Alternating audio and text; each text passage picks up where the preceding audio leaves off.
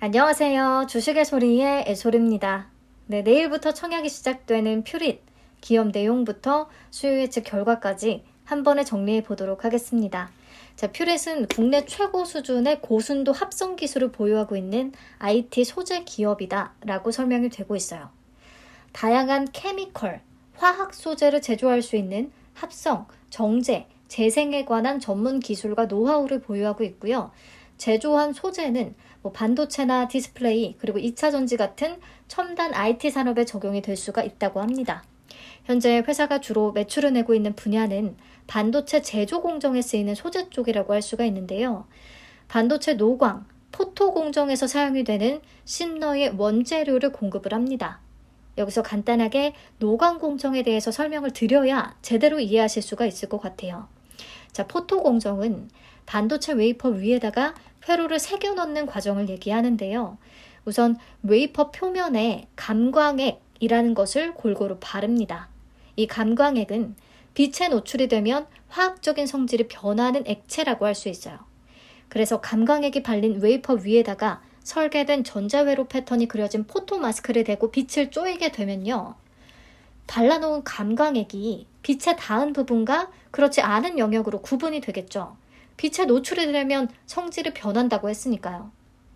그래서 이런 식으로 원하는 감광액 패턴만 남겨서 회로를 그리게 되는 거거든요.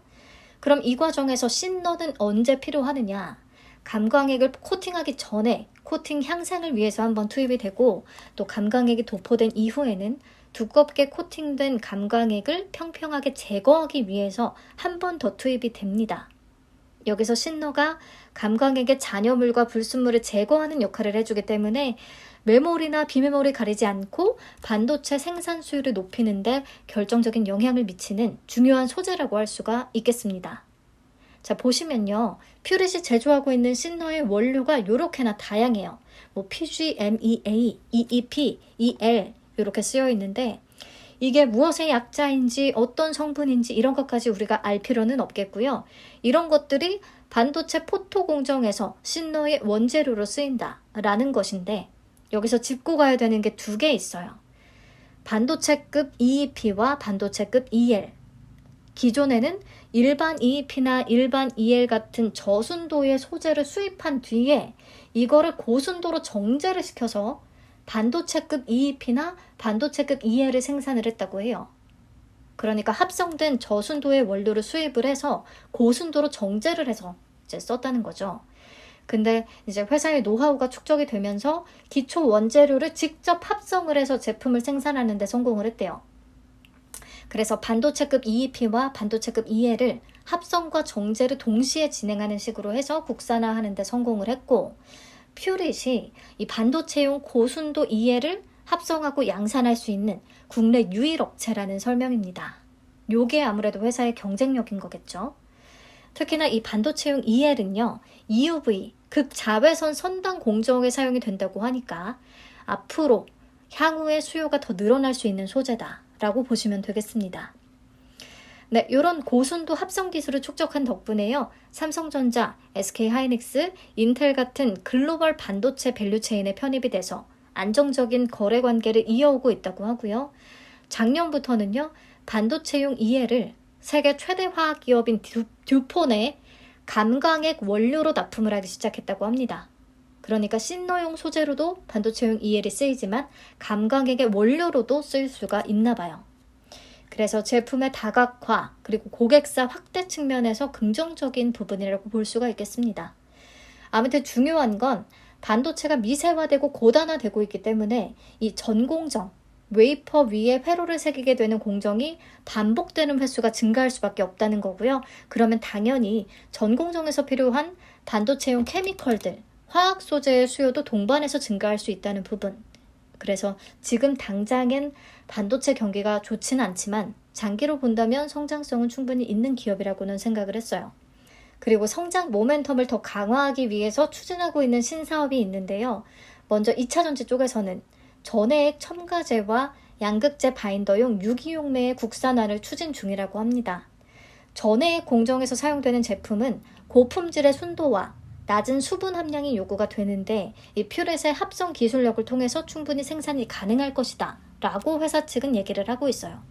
근데 양산 목표 시기가 2024년과 2025년쯤이고 아직은 진행 과정이 확인이 되지 않기 때문에 성공적으로 가능할지는 좀 더 지켜봐야 될 문제일 것 같기는 한데요.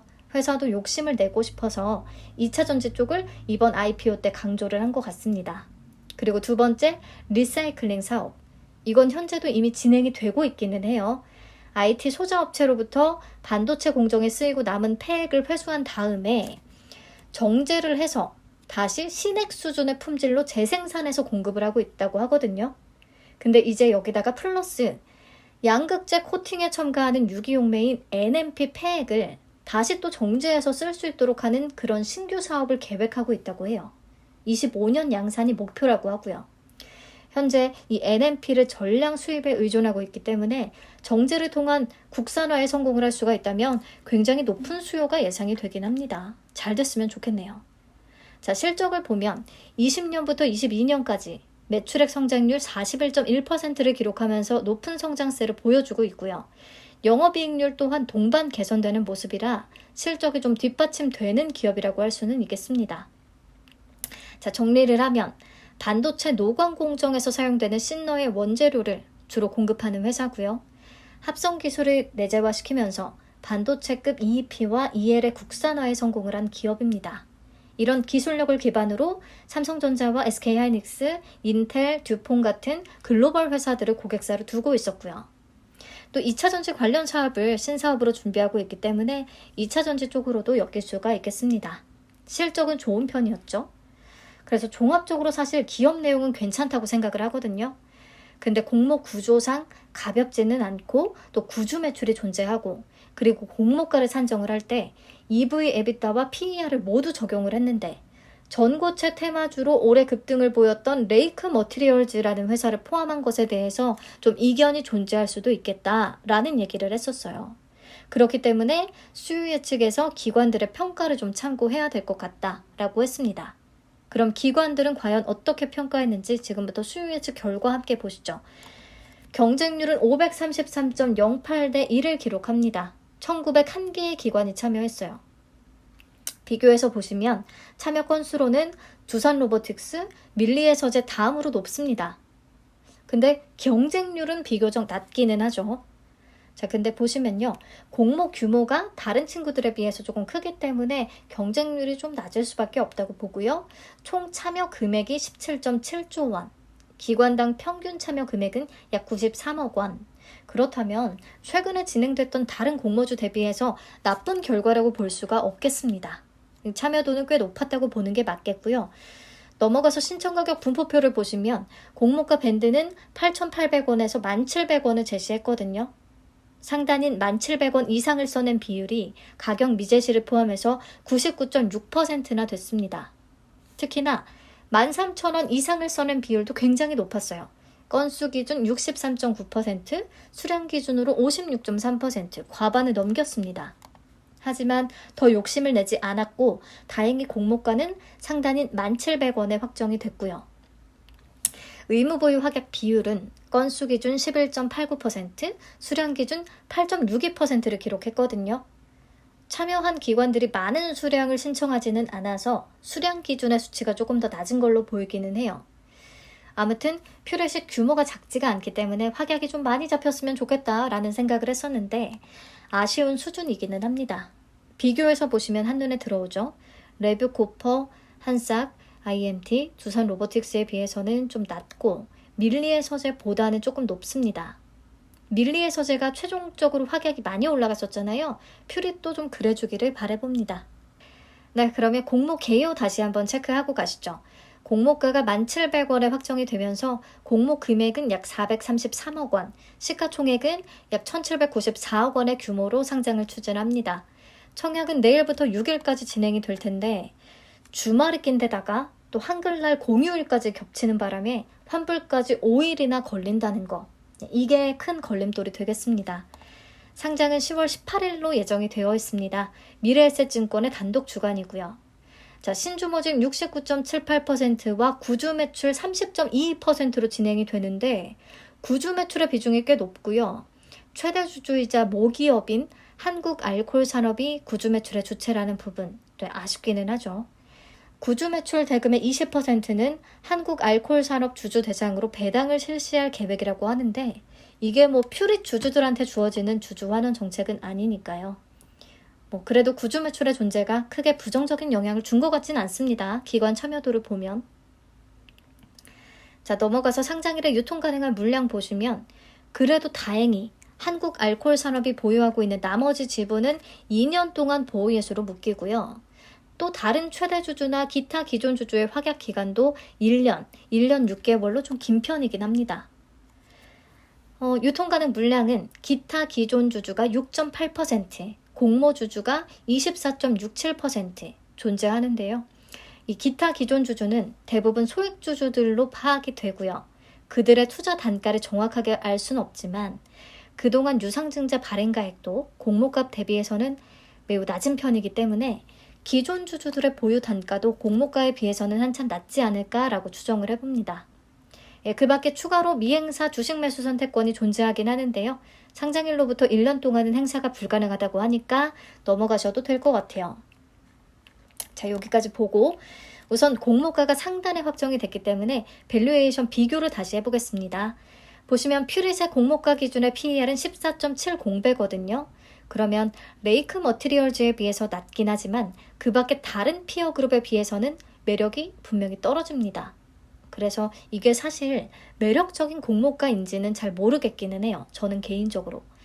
그래서 제 맘대로 계산해보는 주가, 요거를 상장일 체크포인트가 아닌 수요 예측 때 미리 한번 해봤습니다. 23년 예상 순이익 기준으로 계산을 했고요. 오늘자 시가총액 기준 비교 기업들의 평균 PER을 적용을 했어요. 그러면 주당 평가가액이 13,198원으로 계산이 되거든요. 공모가 1,700원 대비해서 플러스 23% 정도인 수준. 늘 말씀을 드리지만 이게 적정 주가를 나타내는 건 절대 아닙니다. 그냥 아주 보수적으로 최소 어느 정도 이상을 기대할 수 있을지를 판단을 해보기 위해서 해보는 거고요. 그렇다면 제 생각에 퓨릿이 손실은 주지는 않을 거라고 생각을 해봤어요. 특히나 최근 공모주들이 보여주고 있는 좋은 성과, 고가 기준 인스웨이브가 191%, 밀리의 서재가 150%, 한싹이 236%. 그러니까 수급이 가장 중요한 공모주인데 최근에 수급이 나쁘지 않기 때문에 퓨릿에도 수급이 붙어준다면 제가 계산했던 수치보다는 훨씬 더 올라줄 수 있지 않을까라고 생각을 하긴 합니다. 근데 유통가능 금액이 비교적 조금 있는 편이기는 하잖아요. 그래서 유통가능 금액 500억 원대 종목들만 따로 한번 비교를 해봤고요. 보시면 상장일의 성과에는 약간의 편차가 존재하기는 합니다만 대체적으로는 그래도 괜찮은 성적을 냈다라는 거. 그래서 종합적으로 손실을 줄 종목은 아니라고 보고요. 최근에 공모주의 기세가 좋기는 한데 유통가능 금액이 500억 원대이고 시가총액이 2천억 원에 가깝기 때문에 최근 종목에 비해서 움직임은 다소 둔할 수가 있겠습니다. 무엇보다 가격이 매력적인 게 맞는지 저는 이 부분을 잘 모르겠어서 요거 때문에 기대를 조금은 낮춰잡고서 접근을 해보려고 해요. 자, 그러면 배정 물량과 청약 한도를 체크를 하고요. 예상 균등, 예상 경쟁률, 예상 수익금 이런 거 다 계산해 보고 마치도록 하겠습니다. 배정 물량이 103만 4,250주, 그래서 균등 물량은 51만 7,125주가 되겠습니다. 청약 한도는 온라인 청약 시에 모두 우대에 해당을 하기 때문에 10만 2천주까지 청약이 가능하겠고요. 증거금으로는 5억 4,570만 원까지 아주 널널하게 청약이 가능합니다. 최소 청약 수량은 20주고요. 증거금으로 10만 7천 원이 필요하겠죠. 자, 그러면 청약 건수부터 예상을 해볼게요. 최근 미래에셋에서 진행된 밀리의 서재에 27만 3,456건이 참여를 했었어요. 그리고 환불까지 4일이 소요됐던 모니터랩에는 20만 건 정도가 참여를 했고요. 이게 환불까지 걸리는 기간이 길어지면 아무래도 참여도가 분명히 낮아지는 경향이 있기는 합니다. 그래서 밀리의 서재보다는 조금 낮은 25만 건을 예상해 봤고요. 이때 균등 수량은 2.07주가 되겠습니다. 그래서 기본 2주를 받을 수는 있지 않을까 예상은 하고 있어요. 자, 그렇다면 증거금은 어느 정도 들어올 것이냐? 보시면 청약 한도가 굉장히 높은 편이기는 하잖아요.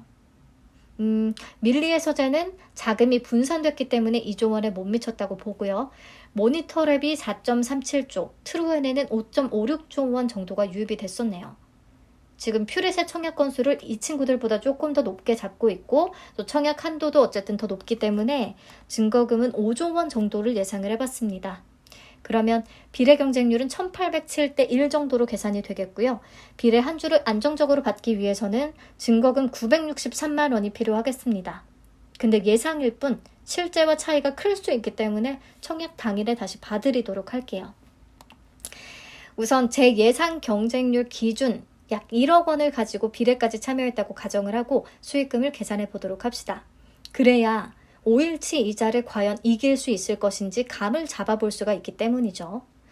자, 9,630만 원으로 18,000주를 청약을 했다고 가정했을 때 균등은 2주, 비례는 10주를 받을 수 있을 것으로 예상을 합니다. 그러면 배정 금액은 12만 8,400원이 되겠고요. 9,630만 원에 대한 파킹 3.6% 5일치 이자는 약 4만 170원이 되거든요. 그렇다면 제 생각에 퓨릿이 한 40% 이상 올라줄 수 있을 것이다 라고 생각하는 분들은 비례까지 참여를 해봐도 되지 않을까 싶긴 합니다. 수수료를 감안하더라도 남길 게 있을 것으로 보이긴 하거든요. 물론 이것보다 경쟁률이 더 높아질 수도 있고 참여 건수가 훨씬 더 많이 들어올 수도 있습니다. 그래서 이 수치는 청약 2일차에 다시 계산을 해보고 최종적으로 판단을 해주셔야 돼요. 우선 오늘은 여기까지 보고 마치도록 하겠습니다. 긴 영상 시청해주셔서 감사합니다. 저는 내일 아침에 두산 로보택스의 상장일 방송으로 찾아뵐게요. 안녕.